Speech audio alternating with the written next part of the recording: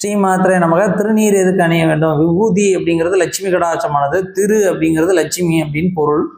ஸ்ரீ அப்படிங்கிறது சமஸ்கிருத சொல். தமிழில் திரு என்றால் லட்சுமி என்ற அர்த்தம். பசுவுடைய பின்முதுகில் லட்சுமி அமர்ந்திருப்பதனால அந்த பசுமாட்டில் பின்பக்கத்திலிருந்து வரக்கூடிய அந்த சாணம் லட்சுமி கடாட்சமாக போற்றப்படுவது.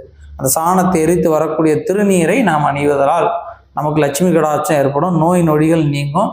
அதனால தான் திருஞான சம்பந்தர் சொன்னார், மந்திரமாவது நீர் வானவர் மேலது நீர் அப்படின்னு சொல்லி அந்த பதிகமே பாடியிருக்கிறாங்க. அந்த பதிகத்தில் உள்ள பாடல்களை பாடிக்கொண்டு திருநீர் அணியலாம். இல்லை சிவ சிவ என அணியலாம். சிவ சிவ என நீர் அணிந்தால் சிவகதி தருவாய் அப்படின்னு பாடியிருப்பாங்க. அதனால் சிவாய நம என்ற எண்ணத்தோட திருநீர் அணிஞ்சால் நல்லாயிருக்கும். அந்த திருநீரை சிந்தக்கூடாது. திருநீரை வலது கையில் வைத்து தான் பூச வேண்டும். திருநீர் கீழே சிந்தி யாரும் மிதிச்சா அந்த பாவம் யார் சிந்தினாங்களோ அவங்கள வரும். இந்த வீடியோ உங்களுக்கு பிடிச்சிருந்தா மறக்காமல் லைக் பண்ணுங்கள். நன்றி.